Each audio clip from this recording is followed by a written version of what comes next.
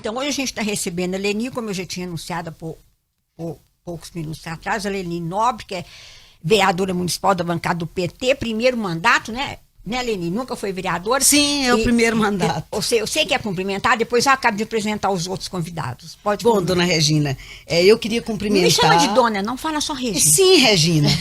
Eu acho que nós estamos, assim, de par a par com relação à nossa história de estrada. Isso. Então, eu quero dar um muito bom dia para a rádio, para todo mundo que assiste, agradecer a senhora por esse momento ímpar, inédito. Por isso, até eu trouxe uma geleia de amoras da minha horta. Obrigada. Para a senhora. Na verdade, é uma pasta de amoras para adoçar a nossa vida, porque hoje nós vamos falar de coisas boas, mas vamos falar de coisas também que desadoçam. Com certeza, então, coisas salgadas e apimentadas. Com certeza. Agradeço muito por essa oportunidade de abrir esse diálogo. E a senhora tem uma sensibilidade muito aguçada. Só quem tem uma sensibilidade aguçada abre a rádio para um assunto desse. Não, mas não é sensibilidade, é porque eu já tenho 81 anos, então acho que já está quase passando a hora de começar a fazer uns certos movimentos, assim, né? Mas a Leni está acompanhada aqui do João Henrique, que é psicólogo, e a Joanita, que é assessora da Leni. A Joanita é advogada, né? Assessora da Leni na Câmara, né? Eles também, se quiserem, às vezes, participar eventualmente de alguma questão que for levantada, também podem. Mas eu hoje trouxe a Leni aqui por causa do seguinte: no dia 15 desse mês de junho, a Leni foi à tribuna, foi a primeira que foi à tribuna, e ela abordou um assunto sobre o grupo de pessoas que pertencem ao movimento LGBTQI+. A mais. Eu nunca acerto esse finalzinho. Então, eu achei muito importante a abordagem dela, porque é um assunto necessário e do qual a maioria das pessoas fogem, como o diabo da cruz. O pessoal tem vergonha ou medo, ou sei lá o quê, de abordar esses assuntos em público. É uma coisa absurda. E quando a gente aborda, fica todo mundo olhando pra gente assim, com o olho regalado, assim, quando a gente aborda em restaurante, em festas familiares, fica todo mundo chamando a atenção. E eu não admito, com 81 anos, que alguém venha me chamar a atenção por causa dos meus conceitos e das minhas opiniões. Já passei dessa hora de ser puxada a orelha há muitos anos. Então, eu pensei, gente, vou levar a Leni, porque a Leni abordou o assunto com muita propriedade, com muita educação, sem, assim, criar caso. Ela abordou umas questões, assim, inclusive ligadas às famílias, à criação familiar que as pessoas têm. Eu só estranhei uma coisa lá, Leni, sabe? Não foi sobre a sua pessoa, não. É uma pergunta até que eu ia fazer lá no final, mas eu vou fazer agora, não tem importância abordar agora. Os vereadores não falaram nada, eles ficaram absolutamente calados, não tiveram reação nenhuma, ninguém opinou, nem assim concordando com você, nem discordando. Foi um assunto, assim, que deve ter caído lá na Câmara, sei lá como, porque... Uma coisa que ninguém falou, depois eu quero abordar com você depois essa questão, mas no final. Mas eu achei muito importante a sua vinda aqui, porque a gente vai confirmar ou vai reafirmar alguns conceitos que você levantou lá. O assunto é importante porque o mundo está mudando. A gente não pode hoje criar filhos, ou netos, por exemplo, igual era nem há 10 anos atrás, né? Já mudou muita coisa, né? Então, assim, há uns anos atrás seria impossível eu trazer você aqui e você ainda pegar a bandeira do LGBT e botar em cima do estúdio, aqui em cima da nossa mesa. Isso aí era impossível. Inclusive, há uns anos atrás, o Carlinhos se lembra disso, que ele trabalha aqui na rádio. Há quantos anos, Carlinhos? Há 26 anos. 26 anos. De gente que vinha aqui falar de homossexual. Vinha para xingar homossexual. E eu escutava lá em casa, eu ficava louca da vida no telefone lá para... Foi um tempo difícil. Agora as pessoas estão mais ajuizadas, mais assim, interpretando melhor a vida de cada um, que o mundo está mudando, que não pode ser desse jeito, que as pessoas têm que ter direitos, que as pessoas não são iguais, 100% iguais, né? Cada um nasce com uma certa direção na vida, uma certa diretriz, e principalmente essa formação sexual das pessoas. Eu falo isso muito aqui no rádio. Ninguém tem nada que dá palpite na vida sexual de ninguém. Cada um leva a vida do jeito que acha que deve. Se não está prejudicando ninguém, não está matando ninguém, não está agredindo, deixa levar a vida que quiser. Eu sempre fui dessa opinião. E se o papai estivesse vivo, Carlinhos, acho que ele ia pensar a mesma coisa. O papai era muito pra frente, assim, com as coisas. Então, Leni, depois dessa apresentação enorme, que nem precisava, deixa eu fazer com você aqui a primeira questão. Você levantou lá na sua fala na tribuna uma questão muito importante, que é assim, que ainda é ensinado às crianças o preconceito contra o homossexual. Os pais jamais, assim, quando fazem uma educação sexual, porque todo mundo pensa que sexo é homem com mulher e pronto, acabou, e então só vamos ensinar isso aqui. Aí as crianças aprendem tudo errado, as crianças aprendem assim, a criticar, a ter preconceito, a ficar olhando as pessoas com viés, assim, a ficar fazendo crítica, ficar até assim, evitando, assim, às vezes, conviver com algum colega que tem uma certa postura diferente quanto ao sexo. Então você levantou essa questão, que isso muito é culpa, responsabilidade dos pais que educam os filhos no sentido de ter preconceito. Então eu queria que você falasse sobre essa questão da educação familiar. Você tem filho? Eu tenho sim, uma filha e uma neta. Uma filha? Oh, já é avó? Sim. Então, e eu tô na terceira geração, porque eu criei irmãos também. Você criou irmãos. Eu perdi a mãe muito cedo. Então, quer dizer, você tem uma... Eu eduquei muitas pessoas. Você tem uma neta, eu tenho 9. Então, eu tenho neta desde 32 anos até 10, que são os do Zé. São os do Zé. Mas aí, então, eu queria que você falasse sobre essa questão da responsabilidade que os pais hoje têm de não abrirem a cabeça dos filhos para essa questão de acabar com esse preconceito em pleno século XXI. Gente que ainda tem preconceito, bota apelido nas pessoas, sim, trata mal. O que você acha disso? Na verdade, dona Regina, a escola, a aula que ela dá é de reprodução sexual. Começa com os animais, depois parte para os humanos já muito mais avançado. Então, a escola trata de uma expressão sexual heteronormativa e reprodutiva. E a relação do corpo de uma pessoa com o corpo da outra pessoa não é apenas para a reprodução, é para o deleite, é para o prazer, é para a completude humana. Todo mundo tem a sua outra metade. E existe, né, Papa Leão XXIII disse que não é bom que o homem esteja só nunca. Quando cair, não terá quem o levante. Eu tenho amigos que são homossexuais, que são do grupo LGBTQIA+, que vivem relações de 20, de 30 anos. Eu tenho um amigo que vive a mesma relação há 40 anos com o parceiro que escolheu. Na verdade, a sociedade, e nós temos que falar disso num país católico, apostólico, romano, judaico, cristão, em que a perspectiva da sexualidade é a perspectiva reprodutiva apenas. Mas o corpo não se satisfaz apenas no momento em que contrai uma gravidez. O sexo não é só para gerar filho. Não, o sexo é para nossa completude. Como almoçar e jantar, como passear, como bater papo, como adquirir conhecimento, como estudar. É para a completude plena do corpo. É para tudo que o corpo em si, tanto humano como o corpo dos animais, das árvores, toda a natureza se nutre de prazer. Quando você joga água numa plantinha murcha, ela se nutre de prazer. Essa mudinha de planta, que foi uma produção da minha casa, ela se nutriu de nutrientes e de prazer e agora ela reproduziu. Mas ela poderia não ter reproduzido flores e que mesmo assim a semente não estaria desperdiçada. Então, na verdade, é preciso que a escola trabalhe sim com a reprodução sexual, como é uma perspectiva biológica, mas é necessário que, na maioria das vezes, a postura do professor é que vai mudar a forma de lidar com isso. É a postura do pai. O menino não aprende porque o pai fala com ele assim, tá vendo aquela pessoa ali, ó, é gay. Não, é como o pai olha.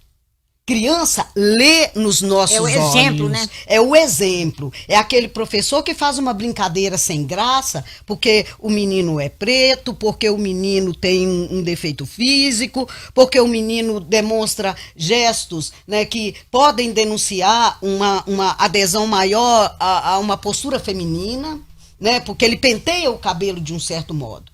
Então, os pais, ao se comportarem na sociedade, criam padrões para os filhos e os professores também.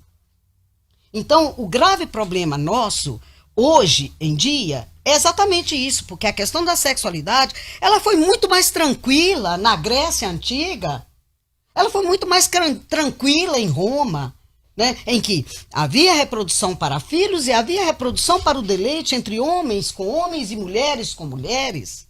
Sem problema nenhum. Nenhum cidadão grego ia para a guerra sem levar o seu companheiro de caserna. Quem é o companheiro de caserna? É porque a Grécia não permitiu o estupro. A Grécia abominava o estupro e a violência sexual ao máximo. É a história de Édipo. O complexo de Édipo é exatamente isso. O pai de Édipo matou, né? Praticamente provocou a morte de um menino que ele estupra. E esse menino se mata. E o pai decreta a morte de todos os labidácidas da face da terra por causa dessa violência. E todos vão morrer. Não resta ninguém da família dos lábidacos na face da terra. Todos morreram. Eleni, essa questão das crianças já crescerem já em casa, em muitas casas, não são todas, é claro que não, já escutando preconceito contra o homossexual, apelidos que os pais põem nos homossexuais. Como combater isso? Por exemplo, a escola também tem assim, tem que exercer uma ação nesse sentido, né? Mas como combater isso? Eu acho que isso aí também, sabe o que eu acho que tem uma influência muito grande das religiões, da prática religiosa.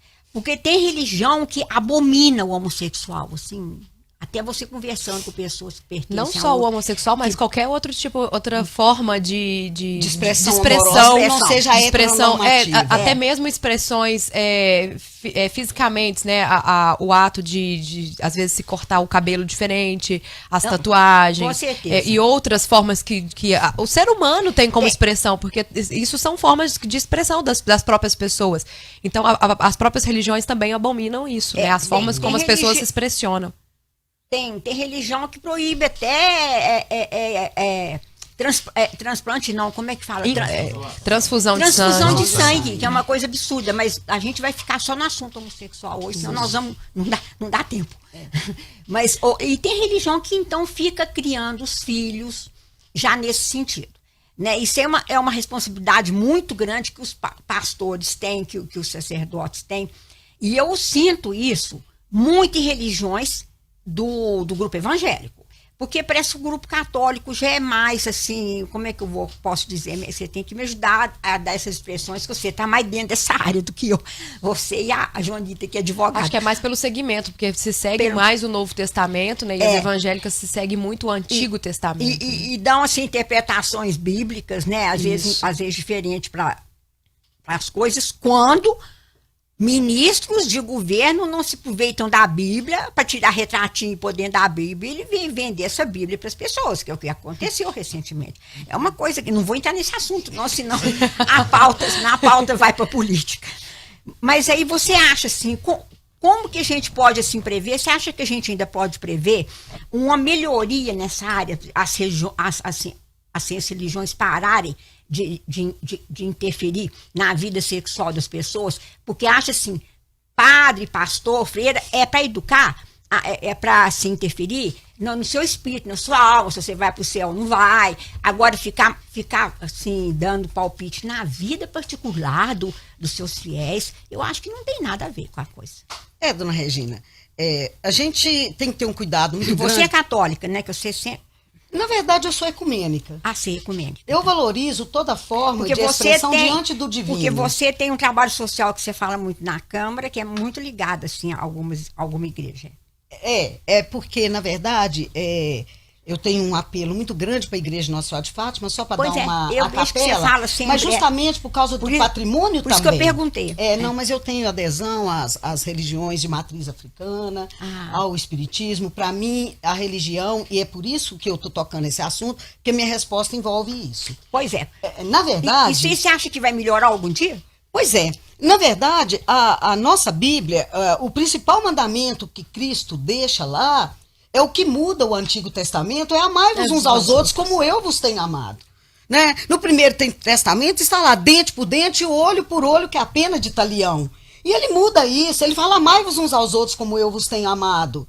Amar o outro é amar o outro na sua integridade. Ninguém se faz gay, ninguém se faz trans, ninguém faz nenhum desses segmentos LGBTQIA+. Não tem como fazer isso. Se a senhora me propuser hoje que eu me transforme numa trans, eu não tenho como atender a senhora. Eu não nasci tendo essa perspectiva que é genética. Mas você acha que as igrejas ainda vão conseguir fazer essa modernização? Eu acho muito difícil. Acho que depende das pessoas, né? Na esfera das crenças religiosas, das formas práticas de religiosidade. O Espiritismo lida com isso com um pouco mais de tranquilidade. Lida mesmo. Porque o Espiritismo trata essa questão como uma questão de evolução humana, de experimentação da vida para o crescimento da nossa alma. E viver num corpo de qualquer um dos segmentos LGBTQIA+, eu vou dizer para a senhora, considerando que a vida média de um trans hoje é 35 anos no nosso país, eu vou dizer para a senhora que não é uma coisa tranquila, não.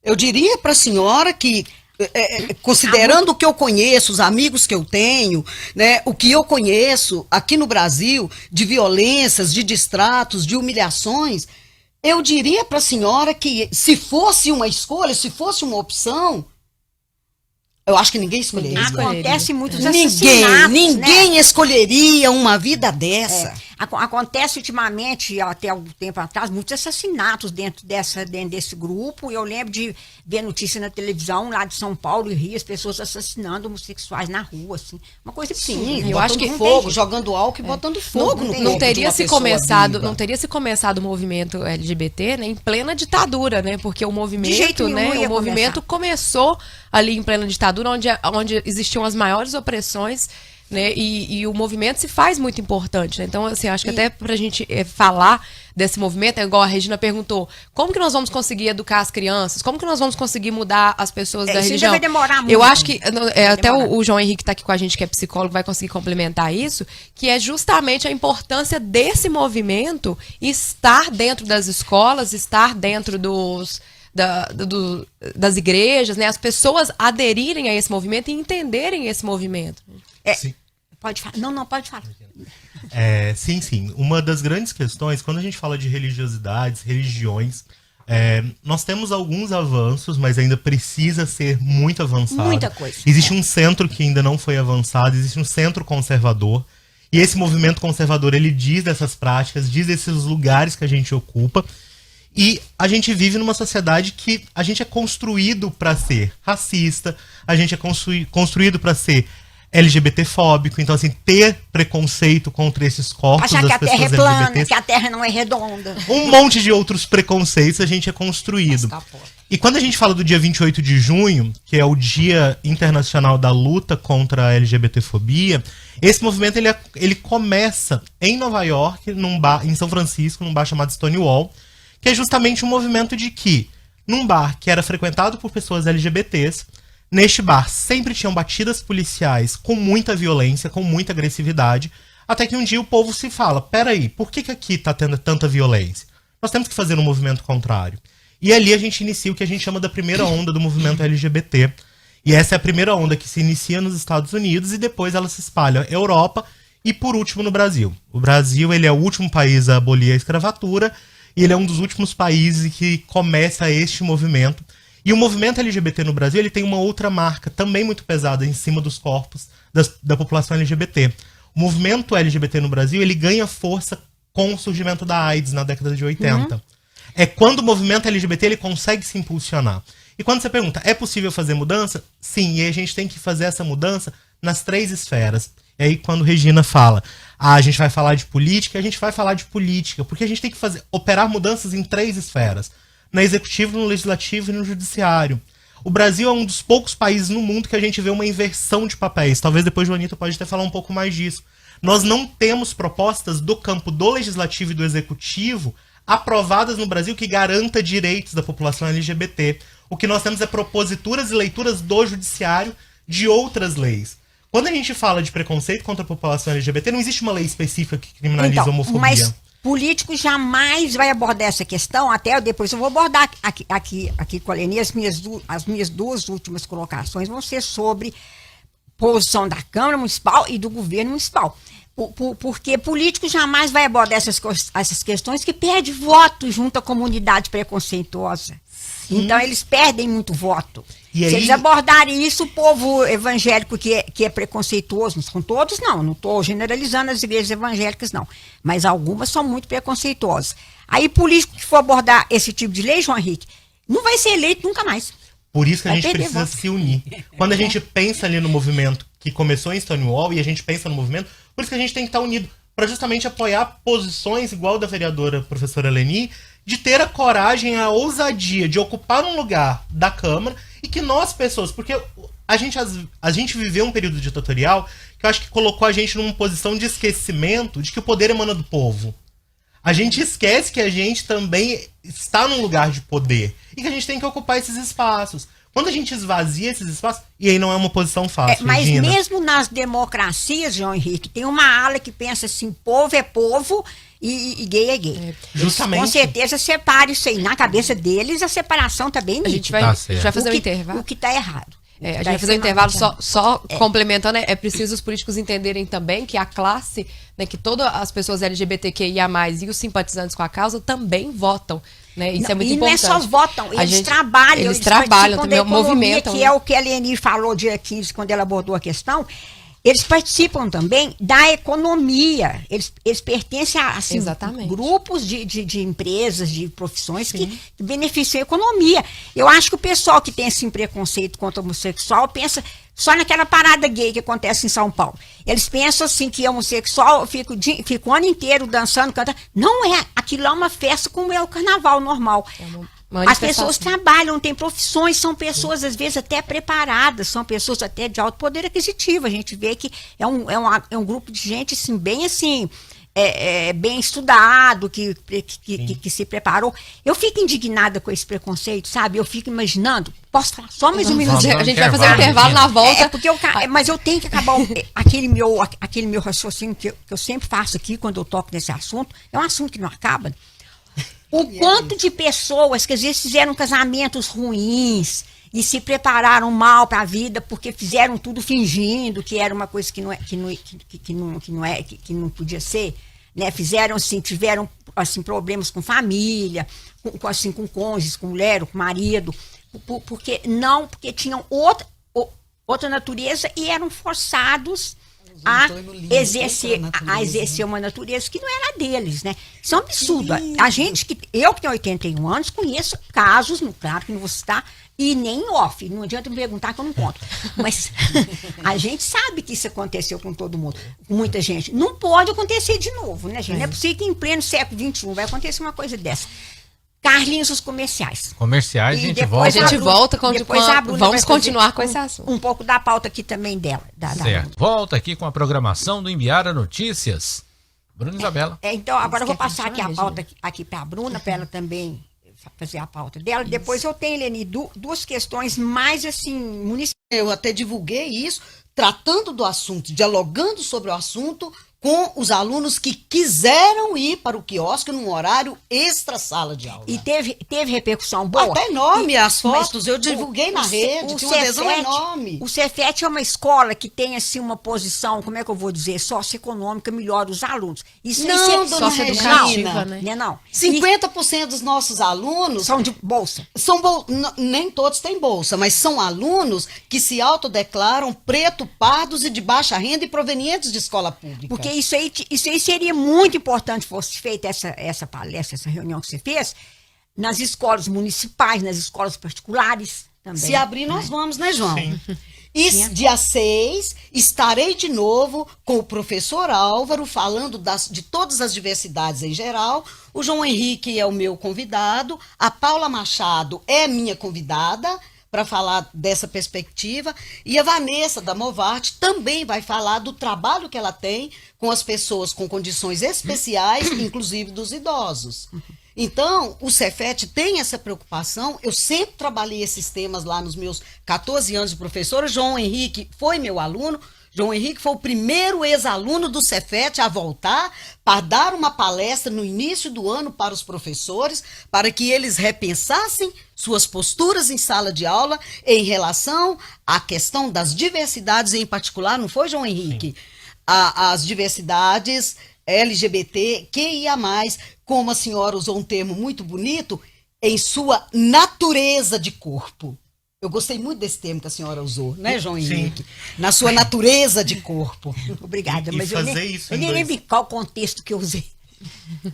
E essa questão que a professora Leni traz, eu acho que é um dos avanços. E aí, quando a gente fala de avanços e de possibilidades, é isso. Muitas das vezes, quando eu falo do macro, de intervenções que sejam no campo de propostas no legislativo, executivo e judiciário, isso a gente está falando de macro, mas a gente também tem que atuar nas micros políticas que a gente fala. O que é isso, atuar em micropolíticas? É poder atuar nesses espaços que a gente tem abertura.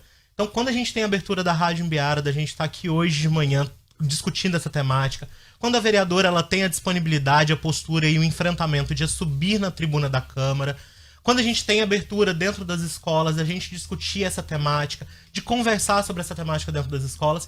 Essa atividade que a professora Leni trouxe aconteceu em 2009 no Cefet, e que é um centro federal de educação tecnológica de cursos majoritariamente no campo mais masculino, vamos assim pensar. São cursos machistas. O campo das engenharias, das exatas, é um campo muito que ainda carrega consigo muito esse machismo. E fazer esse enfrentamento de voltar lá, enquanto ex-aluno, acabei de sair do ensino médio, e bancar esse lugar, eu acho que mostra uma postura revolucionária do Cefet, uma postura da equipe, porque desde a psicóloga, de toda a equipe de direção, de professores, eu acho que mostra esse lugar. E a gente tem que ocupar esses espaços que nos é aberto. Eu cheguei lá em 2008 e a sua turma foi a primeira que participou do concurso nacional, né, que foi uma lei colocada pelo presidente Lula, que chamava Construindo a Igualdade de Gênero, e o João foi um dos que inscreveu a sua redação nesse concurso do governo federal, que exatamente tratava das questões de gênero em sala de aula, e talvez eu tenha sido a primeira professora a abordar isso dentro de sala de aula como tema, e fui a primeira professora a trazer uma trans para palestrar para os alunos num festival de arte e cultura dentro do Cefet. Leni, eu queria abordar agora uma questão mais da política local, sabe? Da política e da administração. A gente tem pouco prazo antes do Carlinhos fazer o outro intervalo.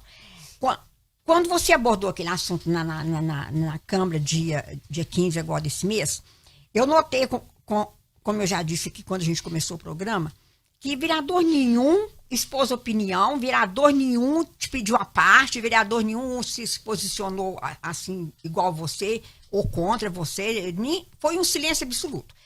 Então eu fiquei preocupada e comecei a pensar o seguinte: a gente está com uma Câmara medrosa, tá assim como uma Câmara que tem medo assim, de assumir certas posições, ou o pessoal lá é tudo homofóbico? Como é que você considera? Porque ninguém reagiu, sabe? É um assunto polêmico, um assunto assim que eu escutei, fiquei prestando atenção, fiquei preocupada, não, achei muito bom você abordar, porque a gente tem que ter coragem de abordar as coisas que as pessoas não querem. A gente não aborda só coisa boa que o povo quer ouvir, não, gente. De vez em quando tem que abordar coisas também que o povo acha difícil.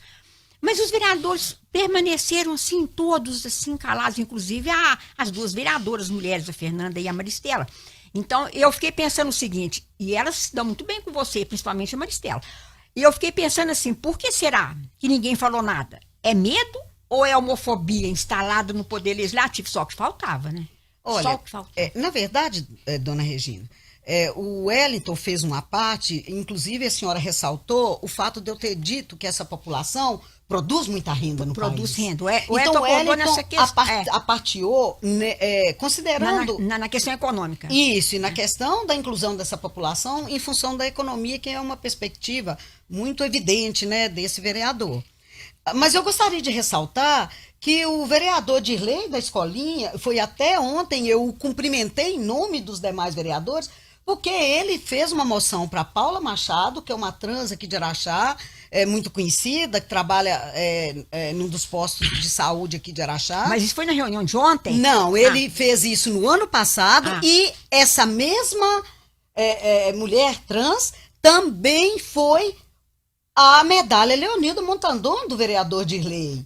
Eu não acredito numa postura homofóbica. Eu prefiro pensar que os nossos colegas talvez não estejam tão atentos à questão, tão afeitos à questão, como a vereadora está, por ter sido professora, por ter presenciado o 5º parâmetro curricular. Nós temos 4 parâmetros curriculares.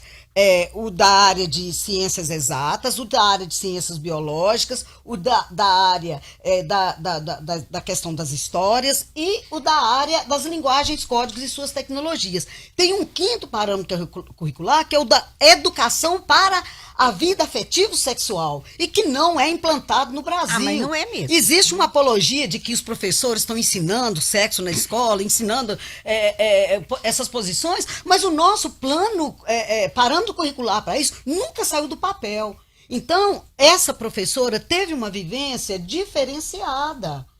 Né? E quem não tem essa vivência diferenciada de proximidade com familiares, amigos, alunos, colegas professores, funcionários de Caixa Federal, funcionários de vários segmentos, que são meus amigos, foram meus alunos, são meus parceiros de vida, que me protegeram ao longo da vida, que me deram um abrigo, não tem essa sensibilidade. Não tem.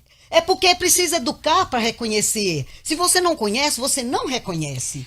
E, na verdade, eu acredito que o que está instalado ali é o resultado dessa ausência de produção de dados, ausência de visibilidade, ausência de formação adequada, ausência de convivência e de reconhecimento por causa da ausência de conhecimento. Então, quando a vereadora leva esse tema, realmente ela está querendo isso. E com relação a políticas, nós já estamos em diálogo com a doutora Cristiane Pereira, para quem eu mando um abraço, e ela vai nos receber. Eu ia te perguntar sobre a necessidade, ainda posso fazer uma pergunta agora, Carlinhos, antes do intervalo?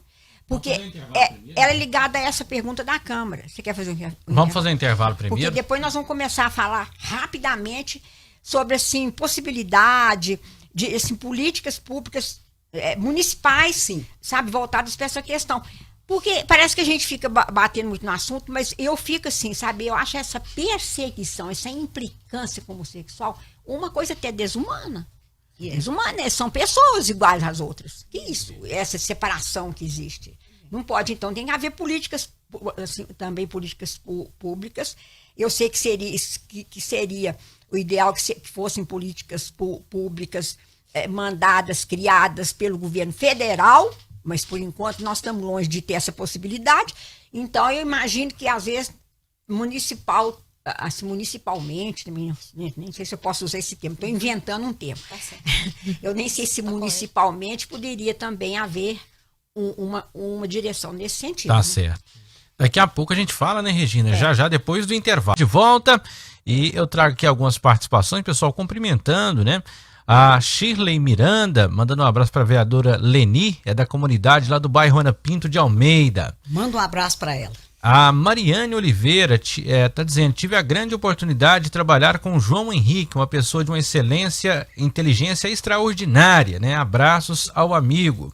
O Tom de Paulo, carteiro e poeta, também está dizendo: um abraço afetuoso à amiga Leni Nobre, né? Que vem escrevendo belos versos e encantadores estrofes durante o seu caminhar no legislativo de nossa cidade, né? Sempre com tom poético aqui o nosso Tom de Paula. Certo. Regina? E eu já tive 3 netos que foram alunos da Leni, a Mariana, a Luísa e o Flavinho. E a Maria Rita não, né? A Maria Rita foi engenharia, mas foi no Unaraxá. Você não é do Unaraxá. Não. Então, não posso contar caso não, né, Carlinhos? Senão vai passar da hora. Eu gosto de contar caso, hoje eu não posso contar. Fica para um próximo programa, Regina. Então, Leni, agora, o que me preocupa também, eu queria que você abordasse, é a questão, assim, da criação de políticas públicas municipais para proteger, para poder apoiar, para poder ajudar essa área de LGBTQI+. Eu não dou conta de falar. A mais. O final dessa sigla eu esqueço, que eu lembro é o mais antigo. Mas aí, o que você sugeriria para a administração municipal do Robson, evidentemente, que é o que está agora, para criar um tipo de política pública que estimulasse, que ajudasse, que não deixasse o pessoal ser humilhado, ter preconceito, ser afastado assim, da sociedade. o que você acha que assim, podia haver de assim, políticas públicas municipais? Em que área que isso poderia acontecer? O primeiro que a gente mais preocupa é a questão da saúde. A saúde. Os LGBTs que ia mais, principalmente as pessoas de corpos trans, têm mais dificuldade em acessar o sistema de saúde. Assistência médica. É porque são tratados de modo Diferente. inadequado. A começar pelo nome, eu vou pedir o João para tratar desse assunto, que ele tá mais afeito a isso. Então, a gente tem reunido categoricamente, o Partido dos Trabalhadores tem um coletivo LGBTQIA+, eu mando um abraço para a Laís, para o Fernando Domingos, que são ativistas desse coletivo, e eles têm trazido para nós demandas. Eu tenho reunido também com as trans, tomado café para poder achar o que é mais necessário, e eu já agendei com a doutora Cristiane Pereira, né? Nós já conversamos para uma agenda. Que é secretária de saúde. Secretária de saúde, para que a gente consiga estabelecer uma forma, pelo menos no setor da saúde, de um atendimento humanizado não discriminatório. Isso. Um atendimento humanizado com um prontuário adequado. Esse prontuário vai acompanhar esse paciente, vamos supor, um paciente LGBTQIA+, para que ele seja tratado com decência. Outra coisa que a gente queria é que os tratamentos necessários, como é o caso dos hormônios, etc. e tal, e outros tratamentos que são necessários, fossem feitos aqui. Mas, por causa da regulação, isso não é possível, ele é feito realmente em Uberaba. Então, a gente quer também que se propicie um trânsito dessas pessoas para Uberaba de forma também mais humanizada, né? Talvez respeitando com o tratamento, né? Respeitando o tratamento. E eu vou pedir ao João para falar de outras questões mais necessárias. João, agora, a gente como vereador, a gente ainda tem João, dificuldade de colocar leis, tá? Tá, aí eu sei. Porque não temos apoio e não temos também dados satisfatórios para lidar. Então a gente está indo pelo diálogo. João? A gente tem uma necessidade da implantação do Plano Estadual da Saúde da População LGBT no município. Esse plano estadual está aprovado desde o ano retrasado. A gente tem uma necessidade de pensar em empregabilidade para pessoas travestis e trans, pensar a discussão de pautas de diversidade sexual e de gênero dentro das escolas, pensar a saúde mental da população LGBT. Então, assim, essa é uma grande necessidade. E essas ações, elas podem ser articuladas através de uma coordenadoria de políticas para pessoas LGBTs. Ou de uma coordenadoria, ou de uma superintendência, ou de um setor específico para se trabalhar essa temática. A partir dessa coordenadoria, desse setor específico, é possível startar todos esses serviços.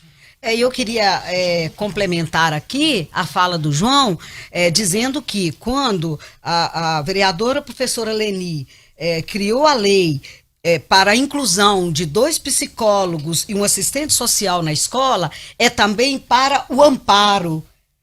Não o psicólogo não vai clinicar, mas o psicólogo e o assistente social pode acompanhar melhor os trabalhos pedagógicos da escola, com inserções e interferências positivas e proativas, como o que é feito no Cefet, porque no Cefet nós temos esse corpo disponível de profissionais que desde 2008, quando eu cheguei aqui, as ideias foram acolhidas e foram praticadas, porque eu tinha apoio dos psicólogos e tinha apoio da assistência social em relação a isso. O Cefet tem políticas muito interessantes, né? E eu mando um abraço para os professores, para todo mundo que fez esse trabalho ontem e que faz esse trabalho cotidianamente. Então, pois é, Leni, esse assunto renderia um programa muito maior, mas vocês, eu vou assim, te pedir para você manter a gente sempre informada sobre essas questões que vocês vão colocar, principalmente que o João falou da questão de projetos dentro da saúde pública, porque precisa mesmo, é a primeira, e a da saúde mental também, super importante.